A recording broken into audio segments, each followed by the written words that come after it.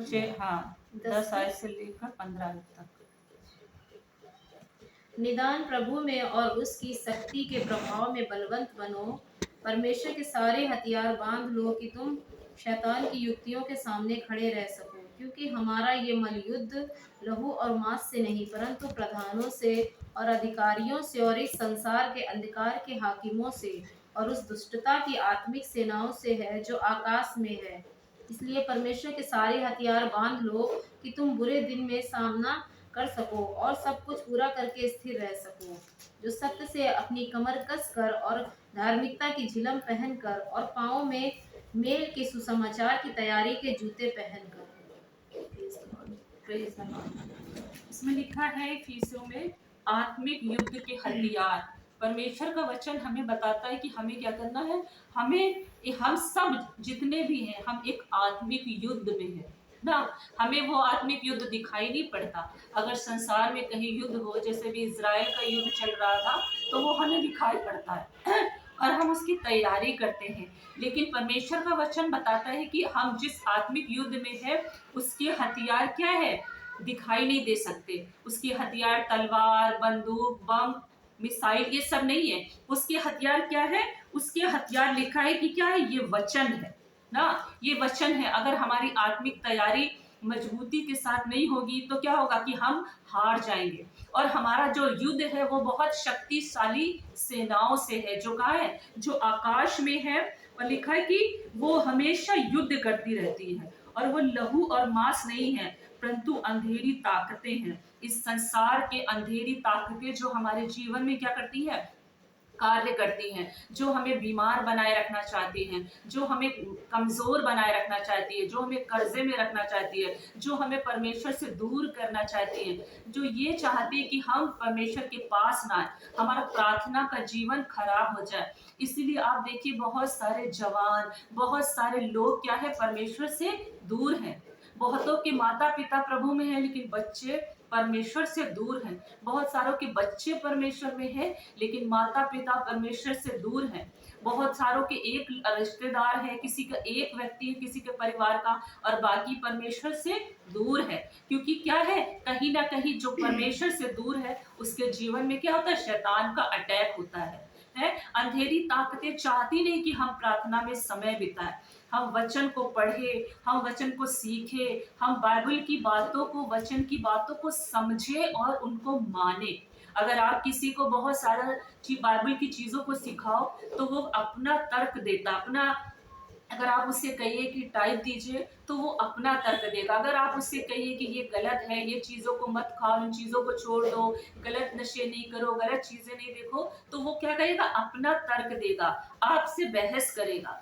है क्योंकि क्या है, लिखा है कि वचन में लिखा है कि शैतान ने उनके विवेकों को, उनके मनों को लोहे के सरिये से क्या करा है, दाग दिया, ताकि वह देखते हुए भी ना देखे और सुनते हुए भी ना समझे। आज बहुत जगहों पे, परिवारों में देखो कि तो लोग प्रभु से दूर हैं, उनके जीवन में इतनी निराशाएं हैं, इतनी तंगी है, इतनी गरीबी है, इतनी दिक्कतें हैं, फिर भी वो परमेश्वर के पास नहीं आते। ये क्या है, अंधेरी ताकतों का क्या है, कब्जा है ना। इसीलिए लिखा है कि शैतान फाड़ डालने वाले भेड़िए के समान है, कि किसको क्या करे, फाड़ डाले। वो ऐसे सामने आकर हम पर अटैक नहीं करता कि हमको दिखाई दे उसका भयानक सा रूप हो, डरावनी सी शक्ल हो, बड़े बड़े नाखून हो, और तब हम क्या करें, वो हमको मारे, हम पर हमला करे और हम उससे बचे, वो ना दिखाई देता।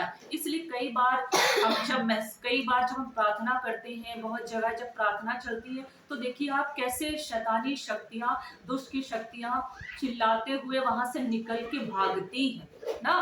वो एकदम प्रकट हो जाती हैं उस पावर से और वो बच नहीं पाती, वो छुप नहीं पाती। और कई बार वॉमिट के द्वारा और अलग अलग तरीके से शैतानी शक्तियों का जो पकड़ होता है, जो उनके द्वारा दी गई बीमारियां होती हैं, जो श्राप होते हैं, जो अपंगता होती है, वो क्या होती है, प्रार्थनाओं की जो सामर्थ, पवित्र आत्मा की जो उपस्थिति भरती है, तो वो क्या होती है, वो निकल के भागती है।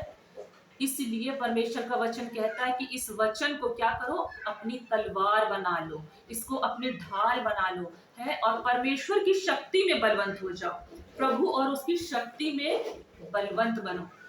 हमें शारीरिक ताकत परमेश्वर के शैतान की शक्तियों से लड़ने के लिए हमें शारीरिक ताकत बनाने की जरूरत नहीं कि हम जिम जाएं और हम सोचे कि हम बढ़िया बढ़िया प्रोटीन चीजें लें, हेल्दी चीजें लें तो हम उससे लड़ लेंगे। वो हमारे लिए सिर्फ शारीरिक ताकत के लिए, लेकिन आत्मिक युद्ध के लिए, हमें आत्मिक मजबूती के लिए हमें क्या करना है? हमें वचन में मजबूत होना है, हमें प्रार्थनाओं में मजबूत होना है, हमें उपवास में मजबूत होना है। तब हम अपने घर को अंधेरी ताकतों से, दुष्ट की शक्तियों से भगा सकते हैं, लड़ सकते हैं। अगर हमारे घर को कोई तोड़ने आ जाए, अगर हमारे घर के सदस्यों को कोई मारने आ जाए, तो हम क्या होंगे? हम तुरंत जाके खड़े होंगे और लड़ेंगे उससे, उसको मारेंगे, बराबर से सामना करेंगे।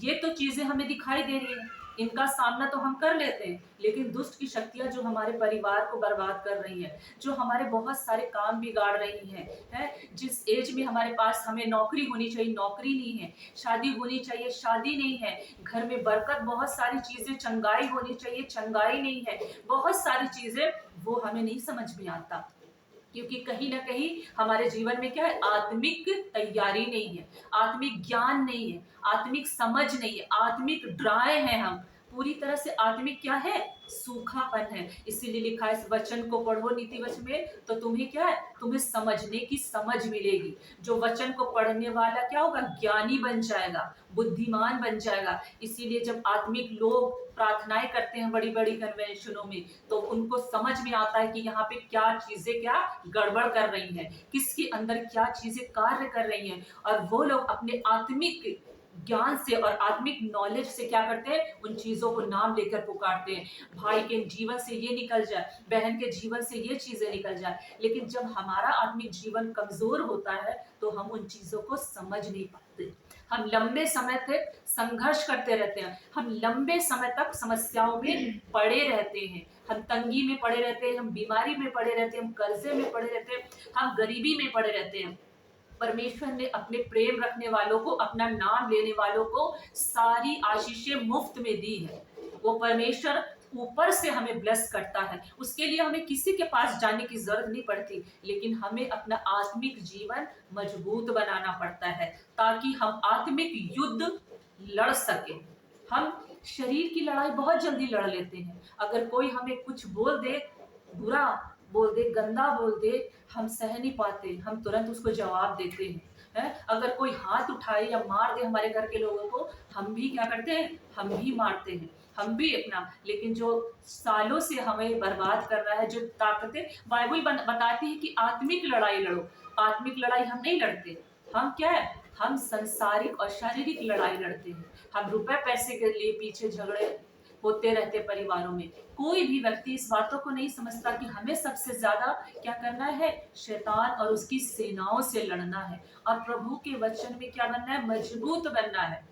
जब प्रभु के वचन में मजबूत होंगे, परमेश्वर हमें ब्लेस करेगा, परमेश्वर हमें दिखाएगा, ये प्रार्थना करो, इन चीजों के लिए प्रार्थना करो, इन चीजों के लिए अब अंगीकार करो, इन चीजों के लिए अब ऐसे करो, इन चीजों के लिए अब वैसे करो, और हम सामर्थी होंगे। ना सिर्फ हम अपने परिवार को ब्लेस करेंगे, परंतु हमारे द्वारा दूसरे परिवार भी ब्लेस होंगे। और परमेश्वर ने हम सबों को इसीलिए बुलाया है, इसीलिए चुना है, और इसीलिए उसने हमें पवित्र आत्मा दिया है सहायक के रूप में, इसीलिए उसने अपना सामर्थी वचन दिया है।